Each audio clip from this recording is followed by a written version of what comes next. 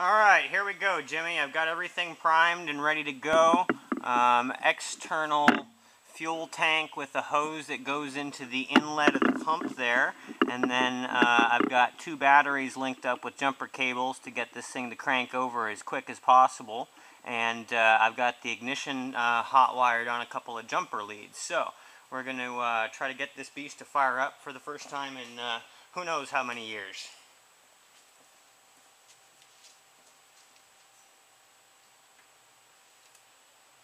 My little jumper alligator clip that turns the ignition on. And I've got my battery lead here going to the starter.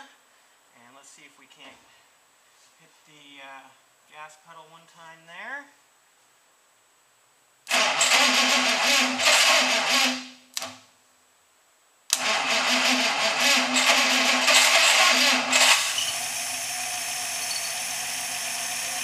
We got a runner.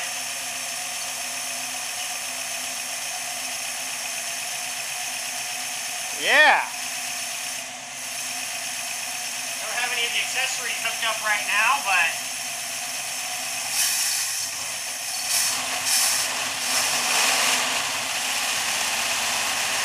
she's running pretty smooth.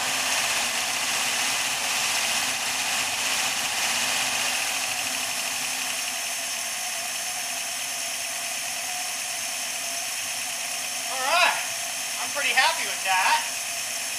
Took about a day to rebuild the carburetor and got the cylinders cleaned out and lubed up with some ATF and spun it around by hand a couple of times.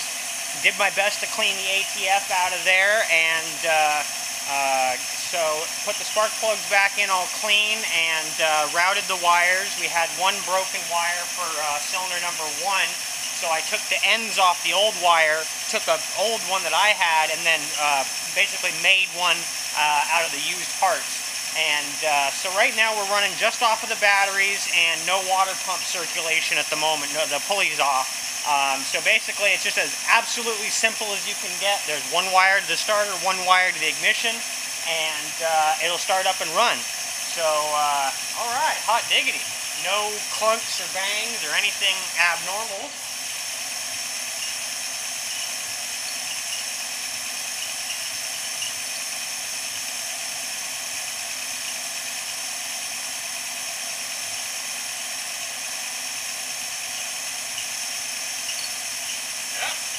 Pretty quiet, pretty smooth, no hard knocking or anything.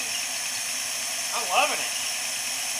We're going to burn off some of the ATF that I had spilled on the exhaust when I was putting it in the spark plug holes. I'm going to have to hook up the water pump and probably put a new water pump on there, flush out the fuel tank and the fuel line. But after that, should be relatively simple wiring to the key and everything. And this thing should be able to go for a test drive. All right.